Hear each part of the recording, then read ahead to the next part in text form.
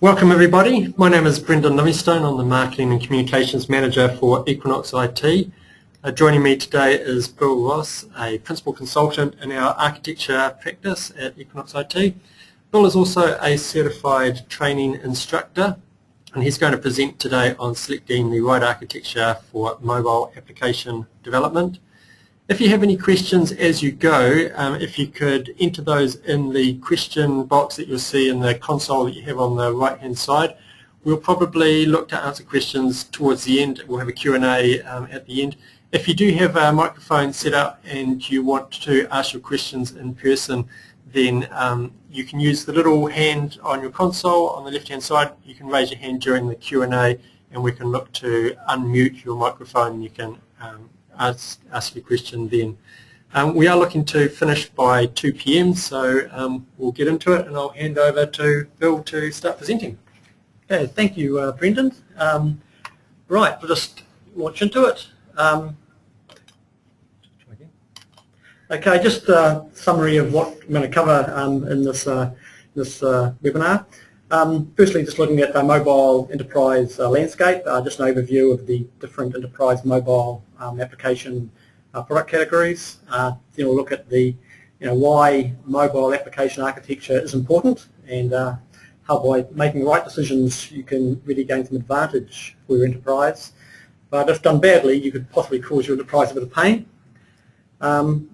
Next thing I have is looking at what I call the mobile app dimensions. Now on this topic, I'll be looking at 3 key characteristics or dimensions that drive your enterprise mobile app architecture decisions, and that's what leads then into the idea of architectural qualities, tensions and trade-offs that need to be considered.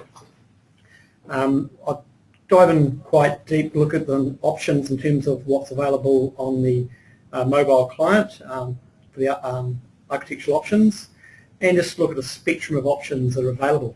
And then also I'll just cover lightly a list really of what various mobile application development platforms are available and the vendors in that area.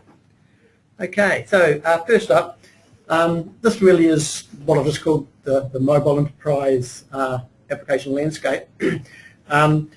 The first, these are just really categorizations of various products. The products can either often overlap into these various areas. The first one just to mention is what's called the MDM, or the Mobile Device Management Platforms, mainly to manage things like bring your own device situations. Another area is what's known as the Mobile Application Management category of tools.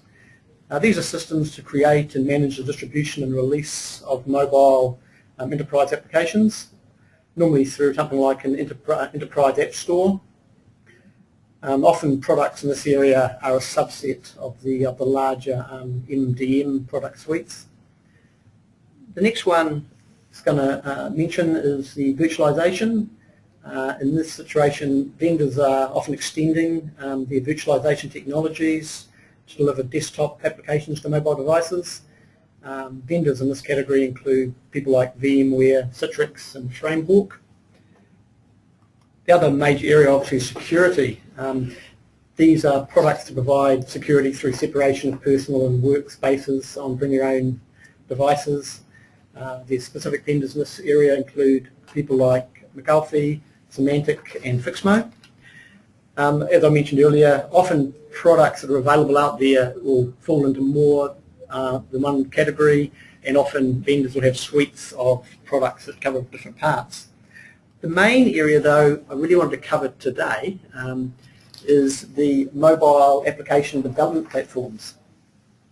Now it's interesting that the mobile application development area is considered distinct from what could be termed the larger just application development tool market. Gartner, for example, make this distinction. They sort of consider it a separate category. And each of these areas in the slide could almost have a presentation of its own. But as I mentioned earlier, I'll concentrate on the mobile application development platform area. Okay, so why is enterprise mobile application architecture? Why does it matter? Well, what we're seeing is that there are significant business opportunities associated with mobile enterprise applications. These include greater differentiation of your organisation's products or brands by providing mobile apps to your customers or potential customers. Now, examples of these extend from mobile banking to ordering pizza. Now, such mobile applications, when done well, can greatly increase the loyalty or stickiness of your customers. Now, this is because they effectively carry your brand and access to your product around in their pocket as an app on their mobile device and an icon on the screen. Now, their decisions to install or uninstall your app is a measure of brand loyalty. Customers particularly appreciate the ability to self-service in a straightforward manner and can become advocates for your company. Also, in the organisation itself, increasing the effectiveness of the enterprise workforce through increased functional capability and availability of information for mobile workers, i.e. salespeople, service workers, etc. Interestingly, the Massachusetts Institute of Technology, or MIT, Centre for Information Systems Research, of which Equinox IT is a research sponsor, they have a research project for 2014 entitled Mobile First, and that research project will be looking at how companies are moving beyond the simply connecting to their customers to a mobile first strategy, where all new offerings will be delivered on their mobile channel first. Now, the study that MIT are doing will examine how companies are building mobile apps to successfully engage customers. Specific questions the research project aims to answer are what works and what doesn't work in creating a mobile point of engagement for your customers. How do companies industrialise the creation of mobile apps, and for large enterprises in particular?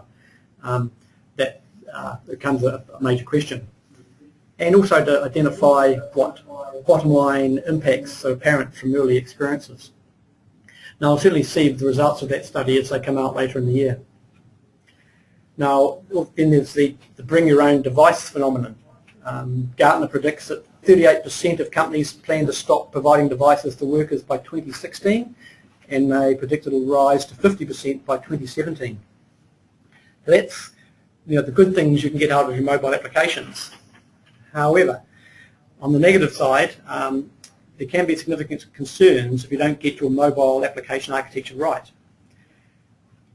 If you don't deal effectively with things like security, with robust authentication, authorization, non-repudiation, encryption, etc., you could be exposing your business to significant risk with privacy or confidentiality breaches, fraud, and of course all the associated bad publicity and potential brand damage that could come with such an event.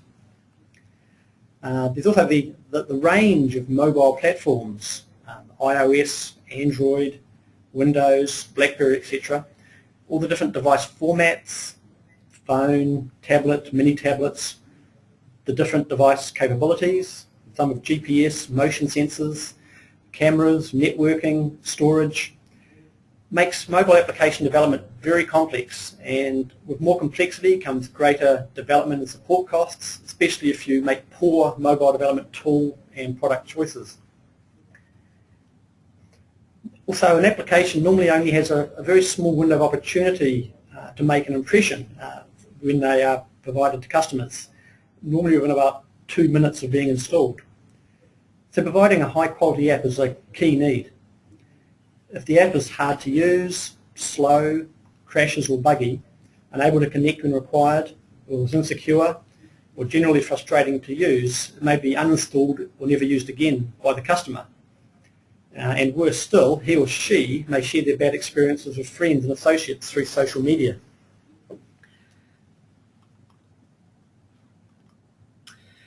Okay, I now look at this, mentioned earlier, this idea of the mobile application dimensions. Now, the first key dimension is the complexity or not of the functionality you're providing. What is expected from the application from simple to complex? At the simple end of the spectrum, we may just be having an existing website that is presentable on a mobile device. To achieve this can be straightforward by determining the device's form factor and the server using appropriate cascading style sheets to adjust the delivered content to suit the device size. At the other end of the spectrum, in terms of functionality, we could have quite complex applications that use the inbuilt capabilities of mobile devices such as geolocation, motion sensors, integration with back-end enterprise systems, user authentication, push notification, data storage, etc., and the ability to operate when disconnected. So the functionality, the next major dimension is the diversity both of the users and the diversity of the devices you want your app or applications to run on. Again, on the left-hand side, on the simple end of the spectrum, you may be only providing an app to internal employees on a specific device that you provide to them, and therefore it can be there's not a lot of complexity involved, and you have complete control over it. Essentially, one or two apps, one or a couple of user types on one specific known device. At the other end of the spectrum, you have anyone with any device. So you've got maybe having apps that your enterprise are providing to internal workers, to partners, to customers, and you expect these apps to be available on many mobile platforms. The third dimension really is the context, or the enterprise context of the whole use of mobile apps within the organisation. This probably is the most important of these three dimensions I'm describing here. So in small organisations where they're not trying to use mobile applications to strategic advantage, essentially they are additional productivity tools. They're basically being provided to give the workers some flexibility, or maybe they're just providing there to provide information to customers. But at the other end, there are organisations which really are looking to mobile for strategic advantage. And this is, as I mentioned previously, this concept of a mobile-first strategy, where any new development or functionality is created on the mobile platform first, as it has the greatest impact, and there's a need to put out very frequent releases of these applications to stay ahead of the competition. So if we look at, as you can imagine, if your enterprise mobile application development needs fall on the right-hand side of these dimensions, you've got complex apps, you have a diverse range of users and diverse platforms and devices, and the business has an expectation they want to use mobile apps to gain competitive advantage or to transform their business. Getting the architecture right is of paramount importance. Okay, leading on from that, we'll look at this idea of architectural qualities. Now, to get the architecture right requires that the apps must meet non-functional requirements through having the appropriate architectural attributes or quality attributes.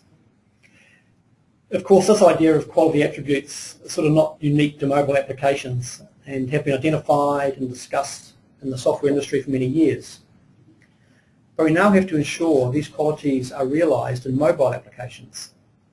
How do we achieve this given the increased variety, complexity, scale and expectations of customers and employees? Looking at the runtime qualities like usability, how to achieve this across multiple mobile device operating systems and form factors. Performance, how do we achieve this given that often we have limited memory, CPU and bandwidth? Availability, how do you achieve this when the connectivity may not be available? Manageability, how do you do this with a large variety of makes and models, versions, and in a bring your own device environment? Supportability, how to deploy, upgrade, troubleshoot and resolve faults, etc., given the complexity and variety we have in the mobile area. And security, how to ensure data is secure when these devices are out in the wild. There's also the design time qualities, maintainability. How do we ensure that applications are maintainable when they're being developed for multiple platforms and different formats or form factors without having to hire an army of developers to cover all the platforms. And modifiability and extensibility. How to meet customer expectations when there's an expectation often that there's quite a high frequency of updates and enhancements to mobile applications. Now look at the tensions we have between these system qualities. Now each of these desired system qualities do not exist in isolation, but they are interconnected in such a way that depending on the mechanism you select to meet one desired system quality, you may negatively or impact on the other system qualities. For example, to implement your mobile app using by using a native platform development environment, you would likely improve usability because it would look and behave like a native app. And it would also probably enhance performance and the availability, i.e. it could function offline. However, by choosing that mechanism, it also has some negative impacts, especially if you're looking at supporting your application on more than one platform. For example, you may have to maintain a native iOS application for Apple and a separate Android code base for implementing a native app on Android. There are options to address this. Other ways of doing it is using what they call a cross-compiler, where you write the program once and then cross-compile and target different platforms. The key point to remember is that these positive or negative tensions between the different system qualities are not hardwired as positive or negative, but are dependent on the architectural mechanisms, tools and patterns you choose to provide the desired qualities. Now, many of these issues and associated opportunities are recognised in the mobile application development marketplace and vendor community. This is why there is such a tremendous activity in a range of products in the space.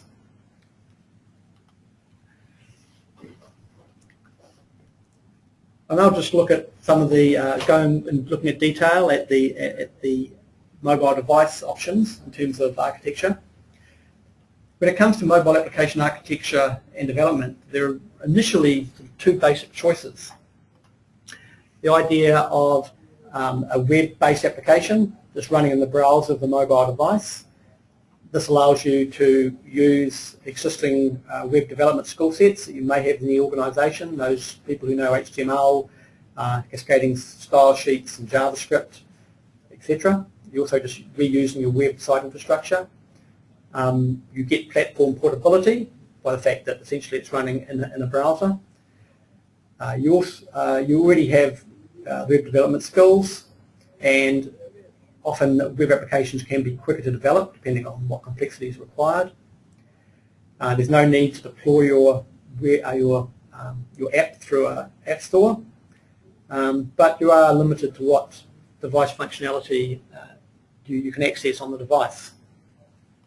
At the other side, you can develop an application that runs natively on the device using the device-specific language and software development kit. This creates an application with a user interface that is more aligned with the devices. It allows the use of best-of-breed development tools for specific device types.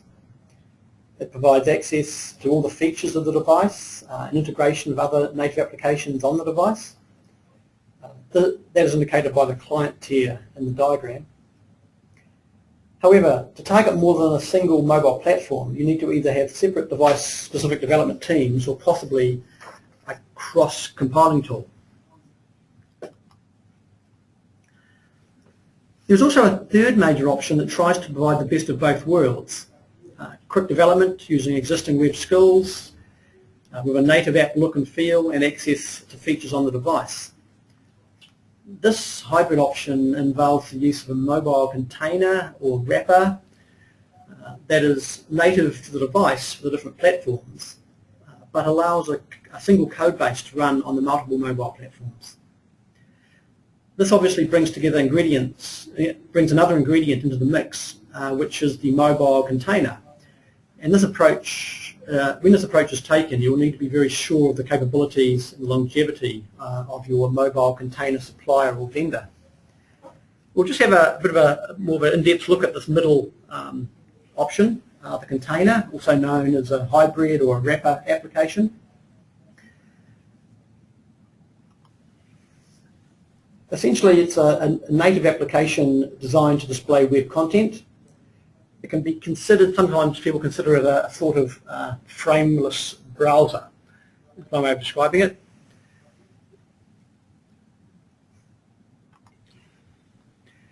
Each platform has some sort of what they call a web view or a class or a controller to display a web page.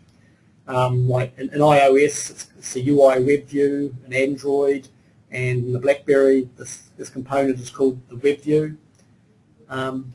So that is used by the native, the container. And there's also normally a bridge API that allows the passing of commands or messages from this web app running inside the container out to the functionality available on the native platform. Okay, so just back to those three we looked at before, we're just going to actually look at these options in a bit more detail because there are actually some more fine-grained options available. So the three options from the last slide are shown, but I've made the hybrid option a bit more specific and called it a single app hybrid, meaning that if you were going to deploy multiple apps, an instance of the container would also be deployed for each application, i.e. the container can only contain a single app. Now, some mobile containers support multiple apps running within a single container. This is sometimes known as the managed hybrid or the multi-app hybrid. Often these containers form part and parcel of an enterprise mobile device management or MDM and mobile application management solution, with the container providing a separate persona on the device that enforces enterprise security policies, app upgrades, etc. Particularly relevant in the bring your own device situations. There can be limitations on containers on specific platforms. For example, iOS does not allow native applications to run inside a native application. However, web-based apps can run inside a container application in iOS. In some products, a container is in fact a virtual machine. However, not all mobile operating systems allow virtual hypervisors on their platforms. For example, Apple does not allow hypervisors on its mobile devices. Another variation, just to we can subdivide the way the applications native to a mobile device are created. There's what I've called the pure native application that is created using the platform-specific development environment and languages. For example, using Apple's Xcode development environment, programming in Objective-C with the iOS SDK for the iPhone or the iPad. Or in the Android environment, you'd be programming in Java and Eclipse using Google Android SDK. This can be a good approach for maximum flexibility and options, or if you are creating employee apps and providing specific devices to them, so you know precisely what platform you're going to be on. A variation on this is a cross-platform native application, where the problem of developing the same functionality for each platform is solved by writing it once and using the smarts of platform-specific compilers to target multiple platforms. It's going to be a very useful approach for developing customer apps to increase your potential user numbers, keep consistency between the two apps on different platforms, and ensure functionality is synchronized in new releases of the application. But it involves choosing and making hopefully a good decision on what cross-platform development tool you select. The last sort of variation on the theme is this mixed mode, which is a subtle variation on the mobile app container, which essentially supports the web application running in the container but calling out to device-native APIs. But it essentially, when the APIs are specific to a platform, the ability to check what the platform is and then make calls specific to that platform.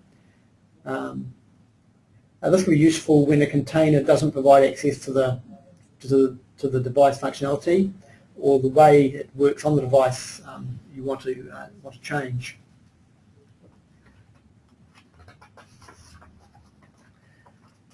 So putting those 6 options along the top, basically they form a spectrum from a basic mobile web application on the left to a pure native on the right, and those ones in the middle. Now, the differences between them, you look at them like this as a spectrum. On the left-hand side, the use of the web solution or a single app container can be quicker to get to market, easier to develop if you have existing web development skills, and because it runs in a browser, it will be pretty much mobile platform independent. On the right-hand side of the spectrum, you can leverage all the capabilities available on the device. You have possibly offline capability and better performance. Now, the endpoints in this spectrum are quite clearly defined, i.e. a web application on the left, and on the right, a pure native app developed using the standard platform tools. And there's often a lot of naive discussion, arguing or just around mobile application development, and they seem to be always comparing the two ends of the spectrum.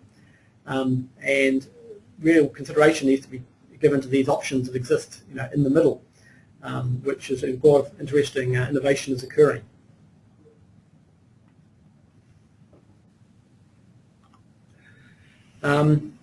So just looking now at the mobile application development platform landscape. Now, as I mentioned, I think at the start of the webinar, Gartner actually consider this area completely different to the standard application development toolset, because it has certain challenges. Each mobile OS has a unique presentation style, interaction style, and a software stack. Devices have different screen sizes, input modes, and hardware capabilities. New devices and operating system versions are introduced often multiple times each year. Network connectivity and power levels fluctuate, can fluctuate quite widely in the typical usage scenarios. And new customer applications regularly extend and revise the standards for what makes a good mobile application.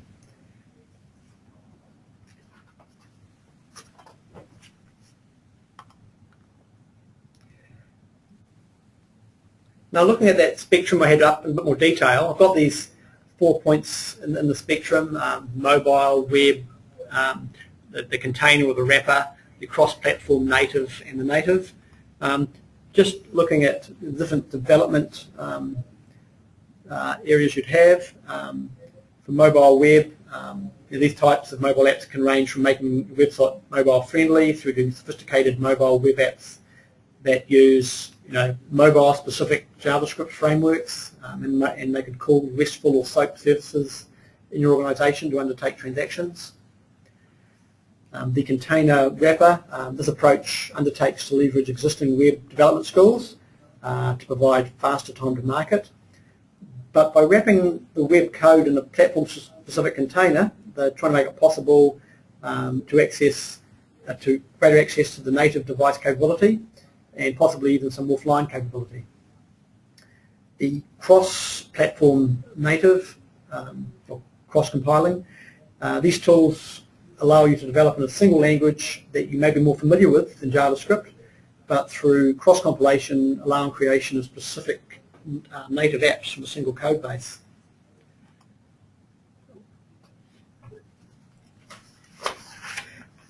Okay, now this slide really just to give you some idea of where the various vendors sit in relation to the whole mobile application spectrum that I've just described. Now, I've tried to place, it's a bit difficult, but I've tried to place the various products where I see them in the spectrum and what they do. As you can see, it's a very, very crowded market. and this changes all the time. There's so much innovation going on in the space, and with companies acquiring other companies. It's a pretty subjective view, but it just gives an indication of how busy it is and what the options are. I've also, on this next slide, I'm just showing the Gartner Magic Quadrant for mobile application development platforms. That was from August last year, so it's reasonably current, and where the various vendors sit. Obviously, the leaders there, they've got things like IBM, obviously, Antenna, which is interesting, Accelerator is interesting technology, the jQuery mobile libraries. That report, that Gartner Magic Quadrant, or the report for the MADP, is available from a couple of the vendors who are in the top right quadrant, have made that report available on their websites, so you'll be able to look at the full report. We've also got an interesting slide here. This is a little bit older. This is from August 2012. This is the InfoQ. Did some mobile development research, just really getting feedback from their community, what people are using. So as things move more towards the bottom left corner, they're considered more important, and people are, at the point of adopting. But as I say, this study is a little bit older, and some of these may have moved. But again, the ones that are appearing in here are close to what we saw in the previous thing from Gartner. Another interesting statistic, or bit of information, is this next slide. Just looking at the different development costs, the different types of mobile applications. You can see here that an online banking and payments mobile application is 45 times more expensive than developing a mobile game. This is from the MIT Center for Information Systems Research, succeeding with Apps 2012 survey. Also to be noted in this table is that a large amount of the cost for the bottom two types of application is actually in back-end development, making them suitable or providing the necessary enterprise services to develop them. So, in summary, just really summarising here that the mobile applications, from a business perspective, are providing opportunities for significant innovation and differentiation from competition. Also, that the platforms are evolving very quickly. It's a very dynamic space. But when you're looking at what you need from your mobile application architecture, I think you need to consider it in relation to the dimensions of, what degree of functionality do you need?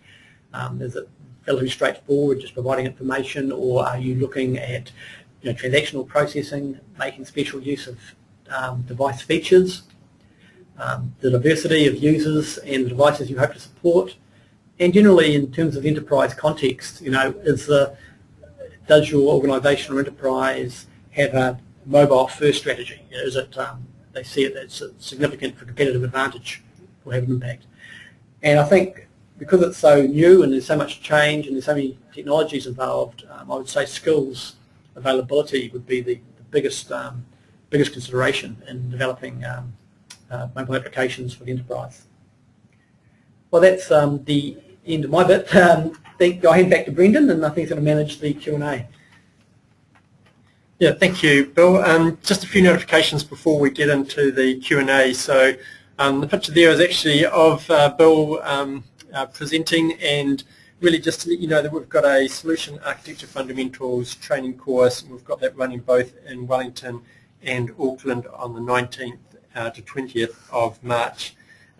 This is really a pragmatic approach to delivering solution architecture, and it's delivered by Equinox's practitioner consultants that undertake this type of work and then train about it. So people such as Bill.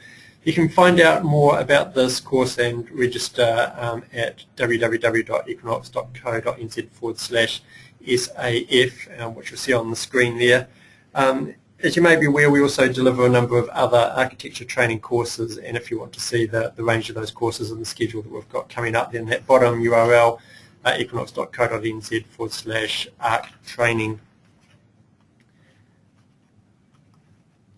Right, so we will have another webinar relating to architecture development and also analysis type audiences coming up at the end of February. So the next one we've got is cloud services are like a bungee jump, and really we've got Greg Hunt, who happens to be sitting right beside us in here as we present, which is great. So he will be looking at some of those key architectural and organisational considerations when adopting the cloud, and we will run that at 1:15 p.m. on the 27th of February. And again, the URL at the bottom there, if you want to register on that, is equinox.co.nz/webinars. On the topic of upcoming webinars, we're quite keen to get some feedback on the sorts of architecture topics that you may want to hear from us in the future. So in a minute I'm just going to put up a poll which basically asks those set of questions there, and why don't I do that now? So if you could just take a minute and just go through the survey that's there, or the poll that's there. You can enter more than one of those options in terms of the sorts of things that you want to hear about. If you've got other ideas for topics that you'd like to hear from us in the future that aren't on that list, then feel free to email us at training@equinox.co.nz. And so we've had around 40% of people have voted so far. Not too many people interested in non-functional requirements, though it's actually going up a little bit now. Lots of people looking at both the role of architects on agile projects, so about 76% of people who voted have ticked on that one. 65% of people have ticked just enough architecture. How much? A little bit less, down to incorporating late or changing requirements. 40% of people have clicked on communicating to business decision makers, and as I said, 22% looking at non-functional requirements. So thank you for everyone that voted on that, and I'll just close that, and we'll now get into our Q&A. So as we've gone, I haven't had too many people put any questions in. I've got no hands up at the moment, so if you've got any questions, it'd be great if you can just put those in now. There's one here that's come up, and that's what are the cost considerations between the different mobile options that were presented, mobile development options? Yeah, that's a good question. A lot of those, I think the biggest cost generally is normally if you're doing bespoke development, making enterprise-specific applications, will be your development costs. That said, if you're more robust, enterprise-type tools that cover the mobile device management and the mobile application management solutions can could be a significant licensing cost. They need to sort of take that into account, obviously, but it's going to also, I think, probably save you a lot of pain. I think the worst situation would be maybe naively launching into creating lots of mobile apps, lots of different platforms, and almost creating a legacy to support and a costly thing to operate, and essentially creating those issues early on. So just thinking about what the end game will be looking like when, especially if we're going to be looking at a mobile first type strategy. Okay, another question that's just come through now from Amin. What are the trends in New Zealand, web-based or towards native? Well, that's a very good question. I don't have any specific data on that. And I think in terms of enterprise mobile applications, It really depends where you place on that spectrum. But they have no data actually to sort of give you a definitive answer. But I guess by industry, banks, for example, if you probably just noticed by looking at advertising on television, are very much, they consider mobile to be quite strategic, to them. But sometimes that development, especially if they're internationally owned banks, may not occur in New Zealand. It could occur, offshore. The small organisations that are looking to mobile to really leverage their workforce by the smarts of the device, they probably want to get that functionality. I think would need to go more to the native app side of things, especially if they are like remote workers that may not have connectivity. But again, that's just me sort of surmising. I think you need to look at your particular enterprise, your business, and where you would sit in those three spectrums I described earlier. But as for hard data about what's most popular, I couldn't say, sorry. Okay, so I've got another question here from McCreel. I hope I pronounced your name correctly. So we've got HTML5 as support. HTML5 is supposed to support offline mode. What restrictions do you see on the different browsers used by mobile devices? Right. Okay. HTML5 is spoken about, a lot, and it does have that offline capability to save some data. It really depends how structured that data needs to be, and I think there are limitations on that. Because HTML5 is really just several enhancements, to HTML4, obviously. The WebSockets type thing to probably give you better transport of data, the offline capability, the ability to store data, and other several other bits and pieces that are in HTML5. In terms of the browsers, well, I couldn't identify any specific issues or any particular browsers on particular devices, but again, as you're probably all very aware, the updates to the platforms are occurring all the time, and they are implementing the HTML5 features at different rates, and some of them are in place already, some will be deployed in future versions, and that's, I guess, typical of the whole dynamic area of mobile development. Yes.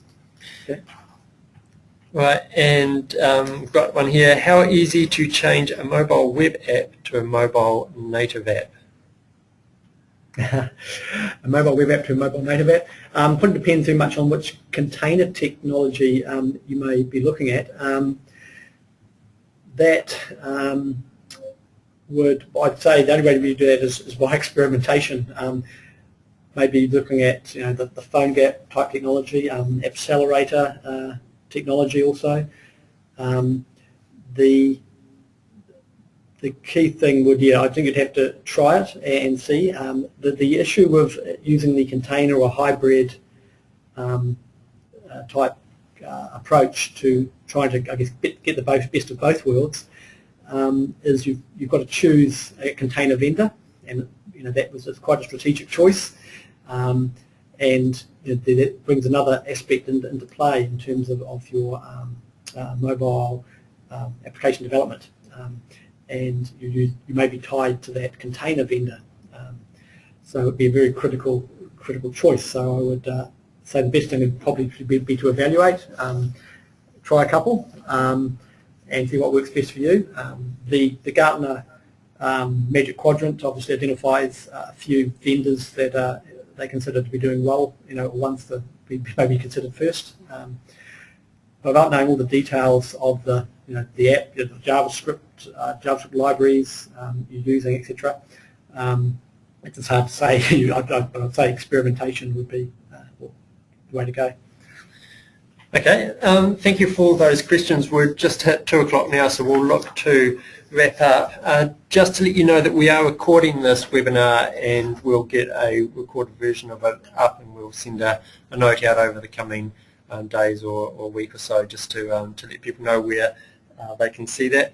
As you exit the webinar today, you will be prompted to fill in an evaluation form. It would be great if you could take just a couple more minutes and just complete that for us. I think it's just 3 or 4 questions long, and it's just useful for us to continue to get feedback on these and continue to continuously enhance the webinars that we deliver. So thank you very much, Bill, for presenting on this topic, and thank you for everyone who attended, and have a great day, and goodbye.